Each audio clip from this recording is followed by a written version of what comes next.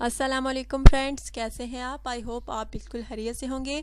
अच्छा तो फ्रेंड्स, आज जो रिश्ता है माशाल्लाह से बहुत ही प्यारा सा है, जिसकी डिटेल्स जो है मैं आपको दूंगी। लेकिन फ्रेंड्स, डिटेल्स की जानिब जाने से पहले उन फ्रेंड्स से कहना चाहूँगी जिन्होंने अभी तक मेरे चैनल को सब्सक्राइब नहीं किया।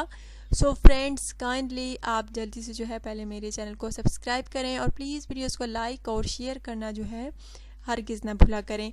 अच्छा तो फ्रेंड्स, आज का रिश्ता जो है वो आप नोट फरमा लीजिए। लड़की का नाम फ्रेंड्स फरजाना है, बेवा हैं और एक बेटी है इनकी।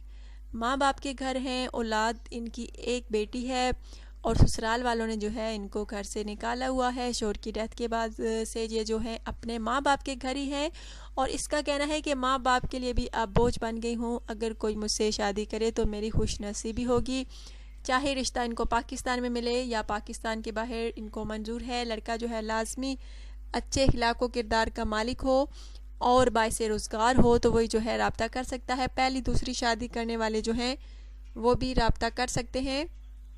अगर फ्रेंड्स आप में से किसी को ये पसंद आए तो जल्द अज जल्द अपना बायोडाटा, अपनी पिक, अपना व्हाट्सअप नंबर सेंड कीजिए।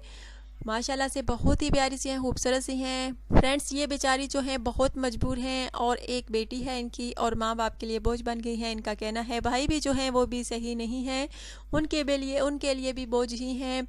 वो यही समझते हैं कि ये कहाँ आ गई है एक बेटी को लेकर। शुक्र किया था कि इसकी शादी की थी, अब दोबारा आ गई है। कुछ वालिदैन और होते हैं फ्रेंड्स जो कि शादी के बाद अपनी बेटियों को बोझ समझते हैं, लेकिन हर वालिदैन एक जैसे नहीं होते। कुछ कुछ होते हैं इनमें से फ्रेंड्स जो कि अपनी बेटियों को शादी के बाद बोझ समझते हैं, हालांकि ऐसा बिल्कुल भी नहीं करना चाहिए।